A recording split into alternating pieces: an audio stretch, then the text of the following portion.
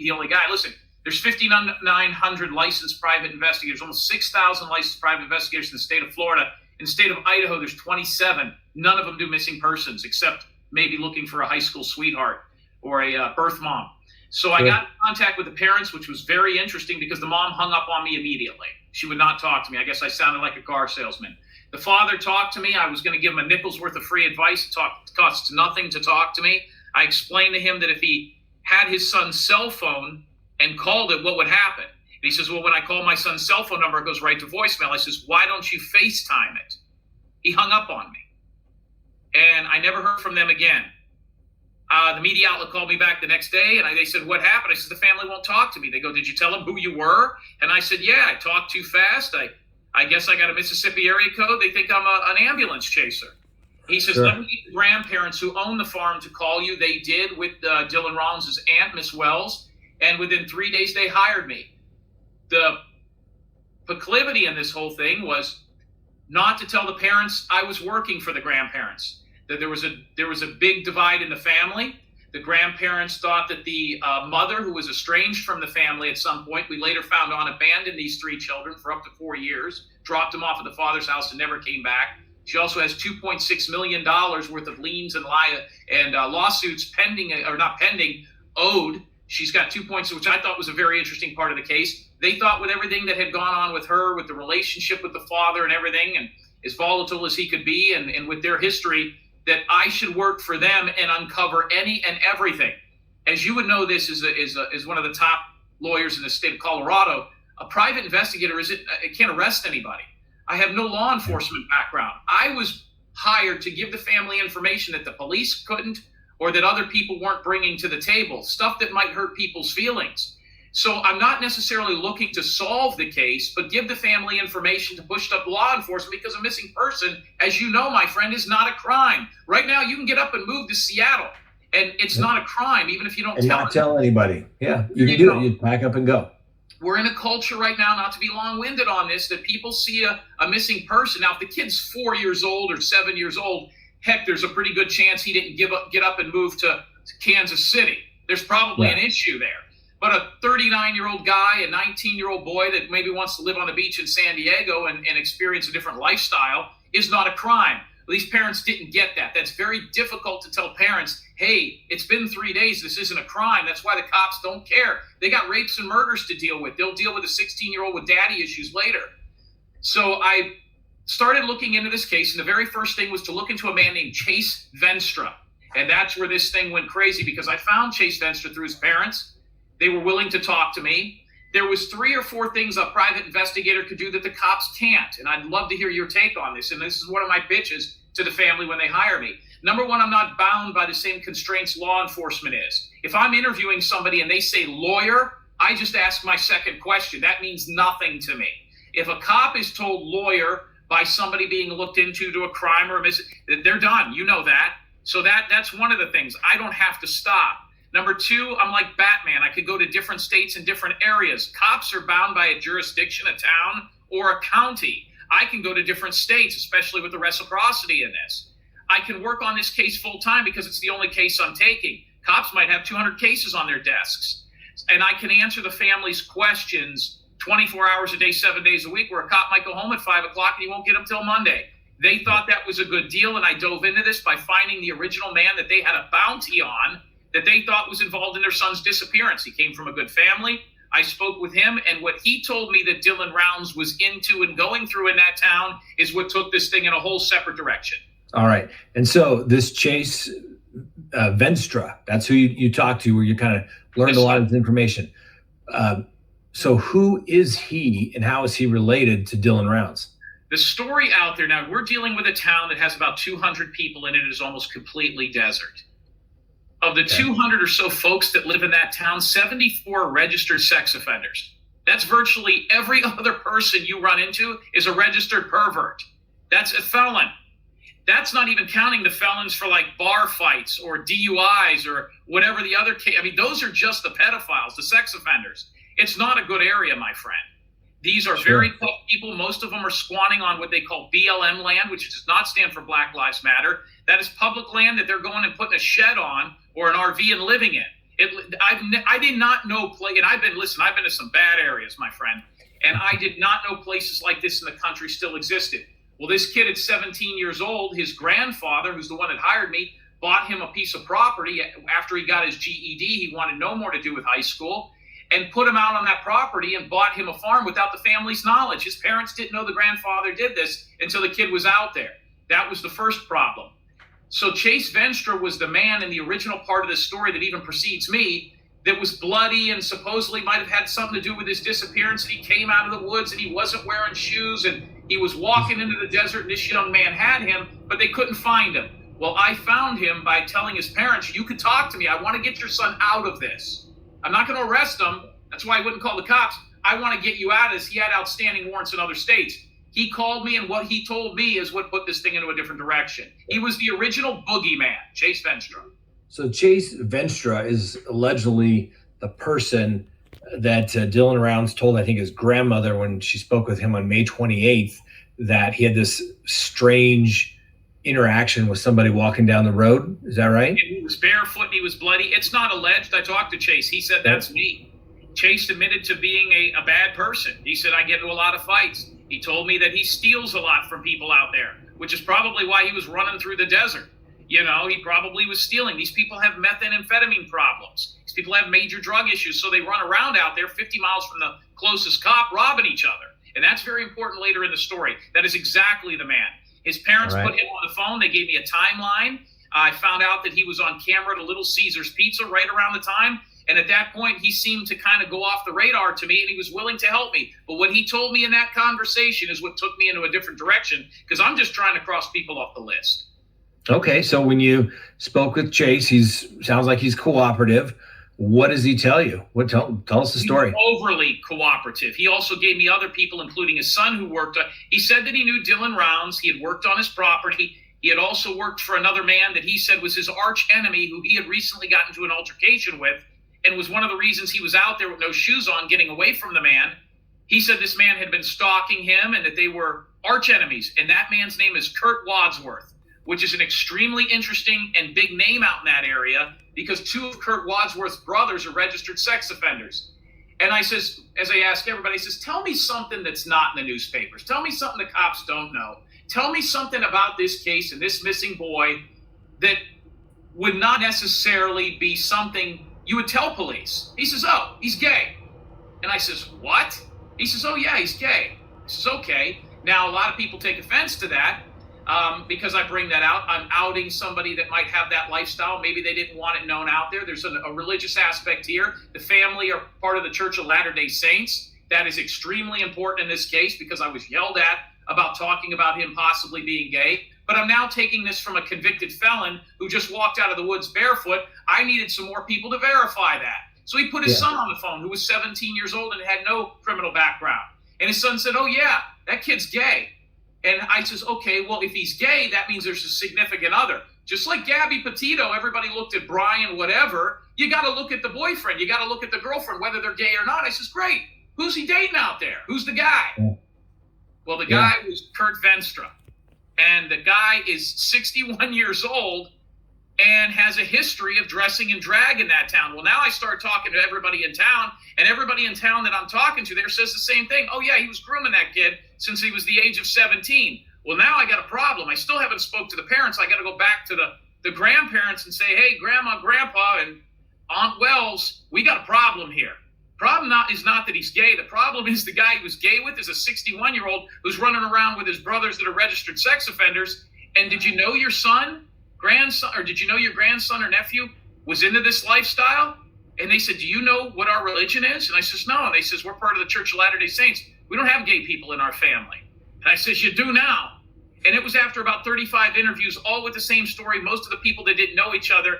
And I says, I think we need to get the parents involved in these conversations. They're running around town on the media and they don't know what's going on out there. I think I can make some clarity to this. And that's when, for the first 8 days, I went down a rabbit hole out there that you couldn't possibly believe. So let me ask you this. When you were speaking with Chase, I mean, obviously this guy, he's telling you he's not a great guy. He's obviously gotten some sort of altercation, walking barefoot down the street, all that good stuff. Obviously part of the job as a private investigator, whether you're working for the family or an attorney, is you have to judge credibility. I mean, I'm sure you've had people lie to your face and you knew that they were lying, or you find out later. What was your sense of credibility as it related to Chase Venstra? I believe half of what I see and none of what I hear. I didn't believe a word he told me, so I verified everything. So nothing. He's a felon. He's on the run. He's bloody. He's in the desert with no shoes on. I gave Chase Venstra as much credibility as you'd get with any drug addict that pops out of the desert in the middle of the summer with no shoes on, full of blood, that a 19-year-old kid has a run-in with. None. But his parents were good people. His relatives were good people. There was people in the community that said, hey, Chase Venstra's garbage. And I says, well, tell me something that you don't know about this case. Well, they started telling me the same story. What's interesting is the person that the family was put onto, Chase Venstra, before I got onto the case, you got to ask, where did they get their information? What made them look at this Chase Venstra fella? If you look at his mugshot, it's terrifying. But when I spoke to him, he looked totally different. He had lost 50 pounds since his last arrest. He wasn't as scary. Now, I'm not scared by too many people anyway. I've dealt with the real thing, but this guy was pretty close to it. So I started looking around and I says, well, who told you that this man who called me, whose parents are school teachers and all, but who told you that this guy was so bad?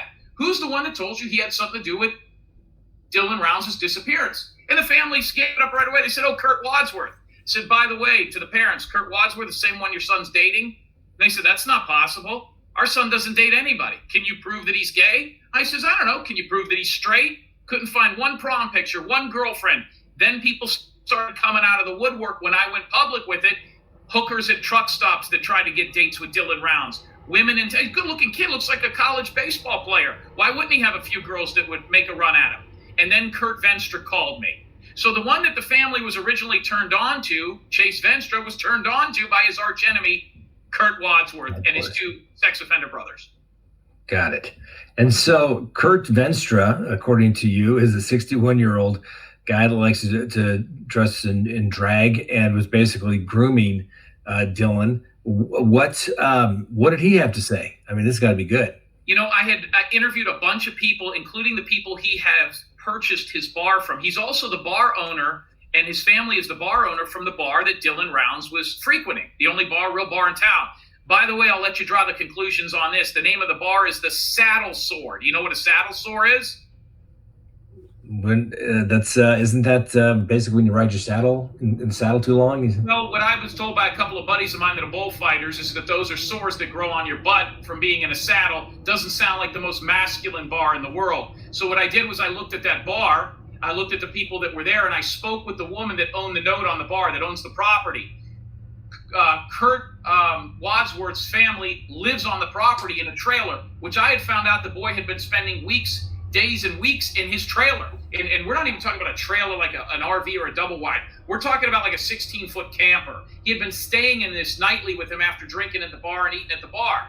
So I asked the woman that owned this 71-year-old landowner out there, tell me about Kurt Venstra. She says, my son, Ellen Berg is her name, and she's been out there in the press, and she has no problem talking about this. She says, oh, for years my son would go and knock on his trailer. We'd bring him food from the bar. We'd cut his grass. We'd do stuff with him. My son caught him a half a dozen times dressed up as a woman. What she told me is she called it Bruce Jennering it, or said that he was dressed up like Bugs Bunny when Bugs Bunny would be in a cartoon and wanted to look like a girl in a saloon. And I says, you got to be kidding me. Listen, one or two people might have an axe to grind or try to bury somebody that way, but now I've got 70-year-old bar owners, real estate agents, school teachers, all telling me the same story about this guy, and this kid is hanging around with him, spending the night there. It's starting to make sense. Sure. And so were you able to speak directly with Kurt Venstra? Yeah, he gave me a call. I called him, he called me back, and I had been told that Kurt Venstra was a crescendo guy. What I mean by that is he's the kind of guy where he talks like this. And when I got him on the phone, he says, I want that kid to be found. I can't wait for that kid to be found. He's a good kid and a hard worker. Well, then I wanted to push his buttons. And I didn't have any more belief in him that I did Chase Venstra. So what I said was I said, well, I talked to a couple of women that were hitting on him at a bar. A couple of, they call them lot lizards. A couple of hookers at this truck stop. Handle cases, yeah. Handle those cases. There you go. And hey, listen, some of them are taxpayers. And I said, you know, Kurt, these women seem to like him. I said, he must have run off with one of them. I got a couple of women here that I think really liked him. And he exploded. He exploded. He started yelling at me, and he said, listen, we don't and that's the part where I said, uh-oh. He says, we don't deal with women like that. All these women want are money. All they want is money. The reason this boy, and I says, wait a minute, this kid wasn't into girls at all, Kurt? Now, Kurt didn't know what I had heard from other people that I talked to Chase. And he said, he never would have dealt with women. I told him, and he knows that all women do is cost you money. Now, that might be true, but he got upset. And the way that I've described his anger in that conversation was if a jealous girlfriend or boyfriend was mad and I was questioning them.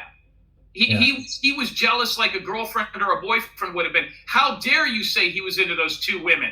That's my guy. I mean, listen, I might not know a lot about nothing, and I might have been born yesterday, but I've been up all night. And I'm going to tell you right now, I knew exactly where he was coming from. So I asked him the $1 million question. What do I care? I said, you gay? Are you gay? He didn't say no. He says, I have 8 children. I says, Elton John's got kids. What's that mean? I says, listen, I'm not going to out you.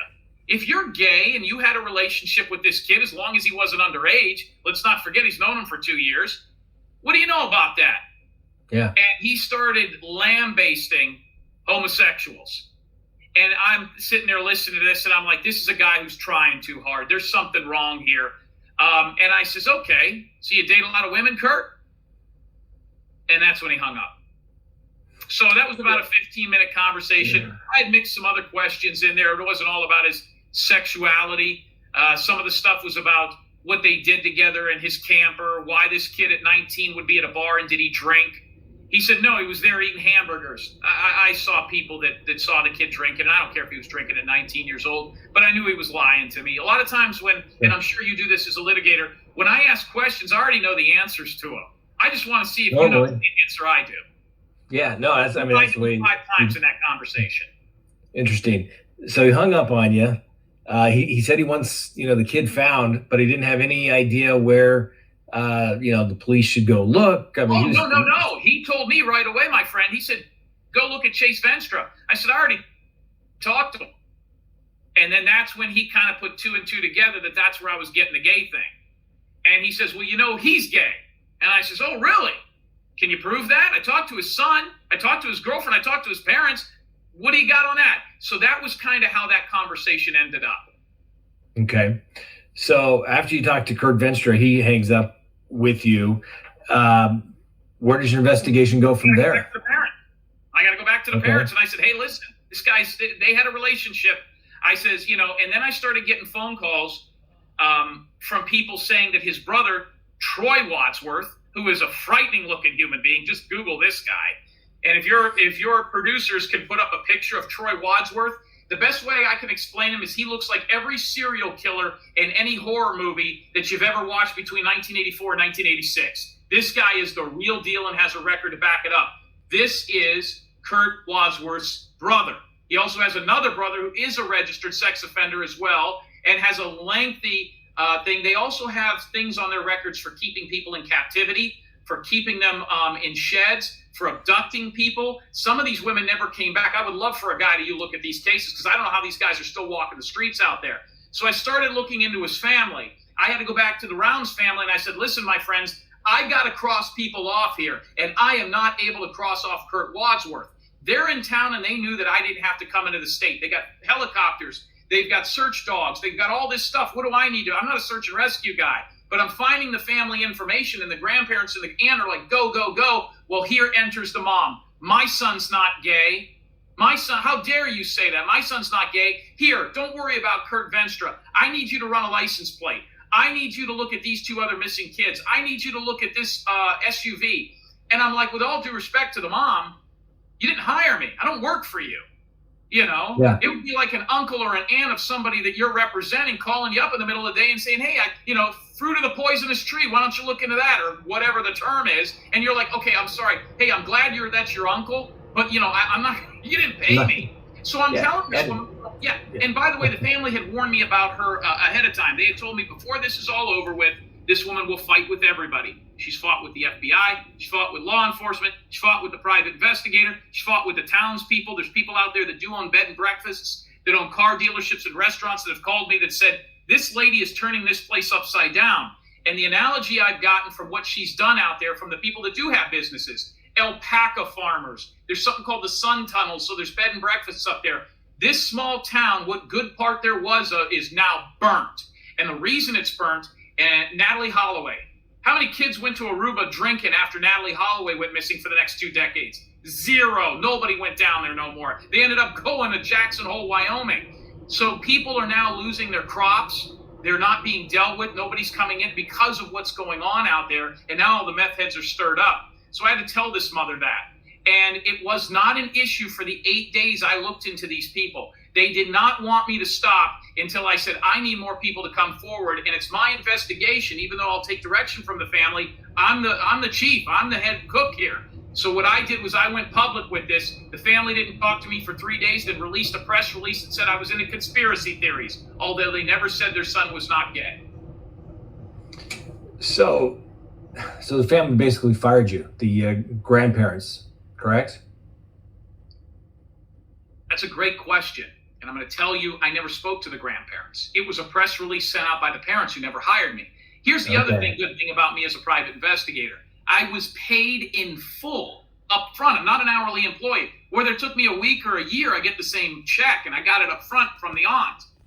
You can't fire a guy who's been paid in full. So the family can say they fired me. I was paid in full. They can choose not to work with me anymore. And that would have been great if they would have said, hey, listen, you're a little too high caliber. You're a little too good of a loudmouth. We don't like the way you're going with this. We're going to let law enforcement step in. They were complaining about law enforcement. I was the only one giving them new stuff.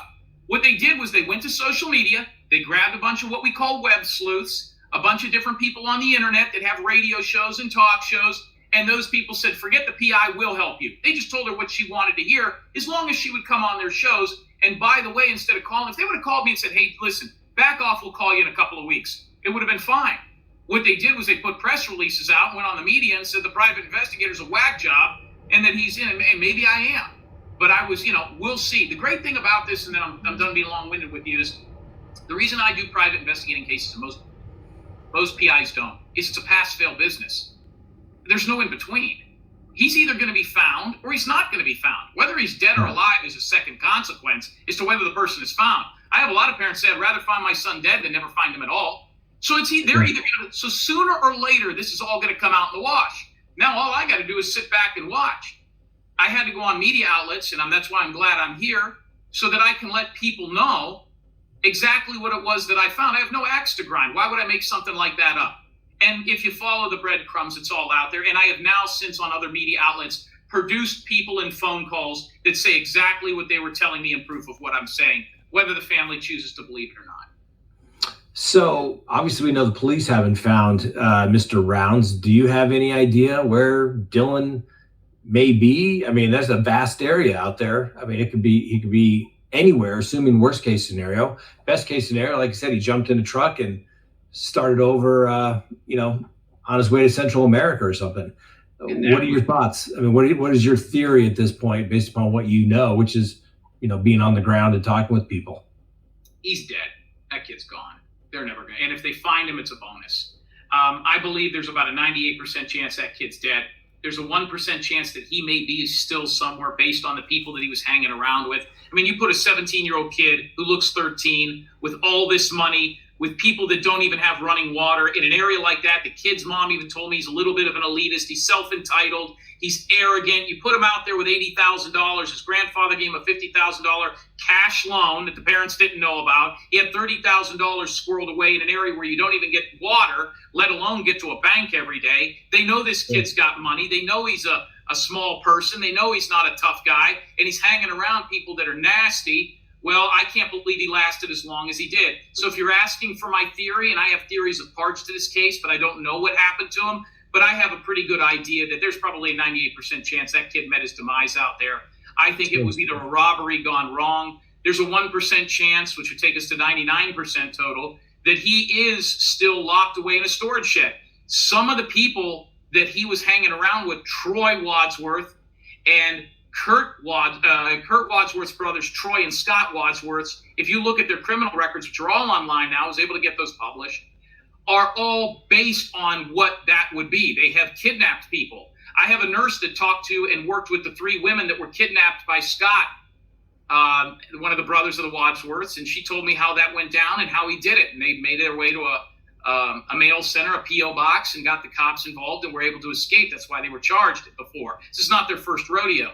So that kid's probably that way. The other 1% that would take us to the 100 would be something beyond belief. And let me give you an example. I had a case with a kid out of Idaho named Zachary Lee Brewer. He was gone for 17 years. Everybody thought he was dead. I found him in Veracruz, Mexico, almost decades later. And he was living like a homeless person, like a dog. He didn't even know who he was. Now, how does that happen? So if my son was alive, he'd call me. He'd call his grandmother. He'd never not talk to me. Families all say that to me. He got run over by a car when he was in Mexico after being down there for 6 months, escaping some stuff that happened to him in Idaho. When he got out of the hospital 8 months later, he didn't know who he was, and Mexico just released him onto the street. 17 years later, I find this guy's mom passed out when I showed her the picture. You never know why somebody goes missing, my friend. So it would be something of that ilk. Yeah, no, I mean, seriously, I have a little thing I call the 12 undeniable truths of a criminal defense attorney. The 12 undeniable truths of life from the criminal defense attorney's perspective. And one of the items in that 12 is everybody has a secret or a second life, so to speak. And you just never know what people are doing and what other activities they're involved in, so to speak, that they don't want mom and dad and grandma and grandpa to know about, or, their friends or what have you. I would love to ask you, with your background, though, and knowing what you know, and especially with the law and understanding this more than the other shows I've been on. There have been a bunch of different people's shows I've been on. They're housewives or, baseball coaches, and they're school teachers, and they work at Arby's. They do this on the weekend. You have a law background. You've seen some of this. You have a college education and therefore. So what do you think happened to this kid? And if you were the family's attorney, which I begged them to get, they said, why would we need an attorney? I begged them to get somebody to represent them out there so I could work under them as well in different states.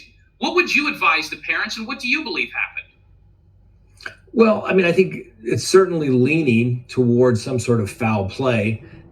As I understand the facts, the family goes to his house and they find his boots. They find what turns out to be a blood-like substance. I think the police confirmed it was blood, but they couldn't say whose blood it was. But people just don't necessarily. Yes, they can pack up and go, but for a kid, it sounded like he was kind of living his dream out in the middle of nowhere, hanging out at the local bar, maybe doing a little bit of ranching or farming out there. Doesn't really have a whole lot of reason to go away. And particularly, sounds like Grandpa was, making sure he had a pretty good safety net if anything went wrong. Why give that up? So I think I'm in agreement with you at this point. Is it's probably some sort of foul play. Like you said, the characters out there, it could have been anybody. It could have been somebody just randomly stopping on a road, crime of opportunity. You just never know. And when you start getting out in the desert and then, the mountains and forests, people just don't appreciate, unless you've been there, how vast it is. And, talk about a needle in a haystack for police to just say, all right, I think we're going to start here, and then go from where, you know what I mean?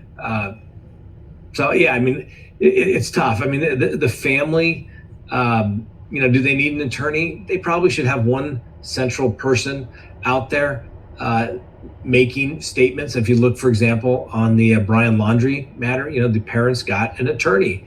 They're going to get bombarded. You need to have a point of contact. And, if there's new information, bad information, good information, you need to have that one person that can go and distribute that. Oftentimes I get cases where, the family wants to come in and hire me, and I got like 8 people in my conference room. And I tell them, listen, I'm not picking up and talking the phone to 8 of you people every time we go to court. You need to pick one person that I can talk to, and then you can disseminate that information out from there. I think it just makes sense to have somebody that's able to do that. And also, procedure, like I said, the police work at their own pace. An attorney can say, hey, let's go hire this guy. Let's go drive down there ourselves. You can make things happen. Right. And the attorney also has the ability to bring in in-house investigators or private investigators. Yeah, absolutely. I would like to, the thing that upset me the most about this, and if the family wasn't so ego driven, or see, I wouldn't take direction from the mom, and she's the one spearheading this. It was a power struggle. She didn't hire me as well. But, the thing that killed and is going to hurt the family the most, and this was mentioned on a news interview they did, is I have a phone number right here. 813-993-2242. You Google that, you'll see any case I've ever worked on. It's out there. It's been the same number for decades. It's my personal number. You call it right now, it'll ring. You're going to get me. No secretaries, no answering service. It's me. Yeah. And here's the deal. I had so many people, they're still calling me. They don't want to talk to cops out there. 74 out of 200 people are registered sex offenders. They're not going to get on the phone and call the Elko County Sheriff. Who knows what they got going on, even if it's for nothing to get the heat out of the town. They cut off their nose to spite their face, and they took freebies from web sleuths and advocate moms and different people online that want to be attached to this because, it's exciting, it's entertainment, and they've got a narrative, a channel, a page, they're selling sweatshirts, whatever it is, and they're willing to do it for free. Now, even though I've already been paid, they could also control those people. They couldn't control me. So I think what happens here is the bottom line is, they get these people, and now there's people that are still calling me saying, well, I'll tell you, will you tell the family? I got a call today from a man who told me that Kurt Wadsworth's brother across from the bar has had the keys to a business that this guy turned into a house for 2 years.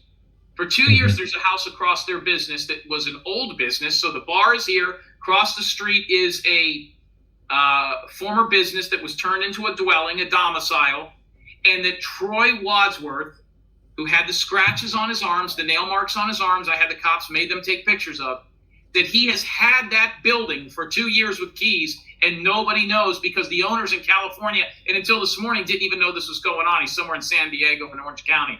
So what that's going, and the FBI are on their way to that. Well, these people are calling me, and I says, why don't you call the cops? We're not calling the cops.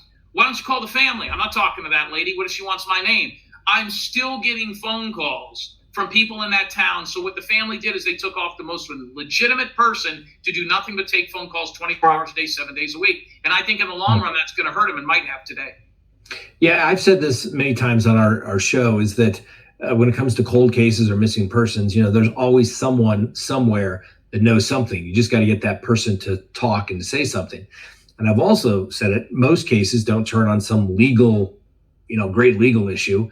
It turns on who can find the better facts. And maybe that legal issue will be based upon who can find the best facts. And the only way you can do that is you have people out there talking to people. I've gone to many a crime scene shooting where no one would talk with, us. We just start knocking on doors and they're like, well, I didn't talk to them, but they did. And they wouldn't talk to us. Oh, hold on a second. Let me go over here and I'll talk to them. And next thing you know, they start talking. Generally, people want to talk.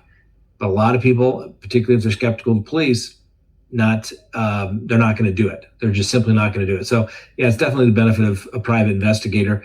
And you are like a lot of the private investigators that I use. You could get anybody to talk. So that's only because I'm so good looking. We both have that problem. I know it's a curse, but yeah. All right. So as of right now, you're not, I guess you're still working on the case. You've been paid, so you're still going to help. And if you come across the location of Dylan, certainly you're going to provide that. Have you talked to the police regularly, or are you giving them information that comes in? One officer called me to tell me to stop spreading conspiracy theories. And at that point, I hadn't talked to anybody. I says, what conspiracy theories am I spreading? Because I don't know. I was just told that you were. I said, no, you need to go take a picture of the man with nail marks on his arm. That's not a conspiracy theory. That's a fact. If I'm wrong, I'd even offer the family a full money-back guarantee if they looked at the phone of Kurt Wadsworth or took pictures and the nail marks on the arm of Troy Wadsworth did not exist. So I offered them a money-back guarantee, a get-out-of-jail-free card. They wouldn't take it. So I'm not actively working on the case. I'm not looking for new leads. My phone never shuts off. I've been very lucky that it's been kind of divided into two sides, but I've had radio and television shows all over the country interviewing me. My business is through the roof. I'm getting calls. It's not the reason I'm doing this. I'm doing this more to clear my name and to put what was out there so that when this is solved, they say, well, that guy wasn't totally nuts. So what I did was I wanted to make sure that I got this out in public. I wanted to make sure that everybody knew what I knew and knew that what I said I put my name to. So I'm not actively looking on it. I'll take phone calls from anybody day or night. I got nothing better to do. And if they want to call me, then it is what it is. I've been paid in full, but I'm not actively working on the case. Now, if the family calls me 6 months from now and says, hey, we were wrong, we haven't found something, a year from now, 2 years from now, I'll pick right up where I left off. I don't have an ego that way, but they're going to have to come to me and say, hey, listen, go ahead, it's your turn again. And I would do that for them at this point. They're probably watching right now. They do. They watch everything that I do, and they rebuttal everything that I say. But the one thing that's good about being a private investigator, at least in my shoes here, is I'll just sit back and watch, and sooner or later, somebody will be right and somebody will be wrong. And if I'm wrong, I pick up the next case. If I'm right, I got a lot more of these shows to do. Sure. No, and it's, like I said, you would think the parents or grandparents would want to work with you because, like I said, you have been paid.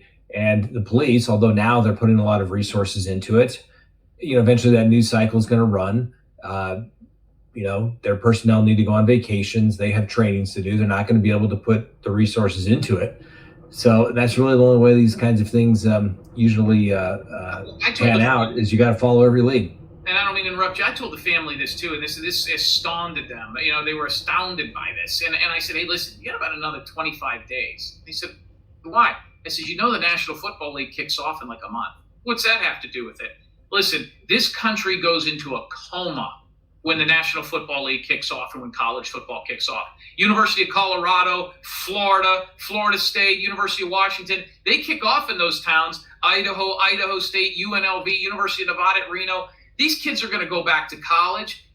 This story is going to be a stain on the third page. Once college football starts, the dynamic of what's on television and what's in our newspapers, and I know because I have a background in college and pro, it totally changes. Hockey's ending, NBA's over, baseball's the only thing going on. The NFL comes here and people are like, hey, let's go. Tom Brady's last year. Dylan who? I said, you better get on this. I said the same thing you did. So I appreciate you giving me the time on this. I sought you out for this because I respected what you did. I was told by people what you did. You handle this in a way that I think is how this should be handled, as opposed to somebody, doing this as entertainment. You actually educate people on this, and you've educated me, and I appreciate that. Well, thank you for, reaching out with us. Thank you for taking the time. And hopefully, one way or the other, because the family, whether it's good or bad, they're going to want to know and they're going to need closure. But the only way you can really, find the truth is you got to be able to face the facts, so to speak, and figure out where people may be. Hardest part of my job is telling people what they don't want to hear, but what they need to hear oftentimes in cases. And then, it's not my job to make them feel good. It's to tell them the facts so they can make the best decisions that they can. It sounds like that's what you were doing as well. I'm trying, my friend. Thank you. God bless you. All right. Thank you.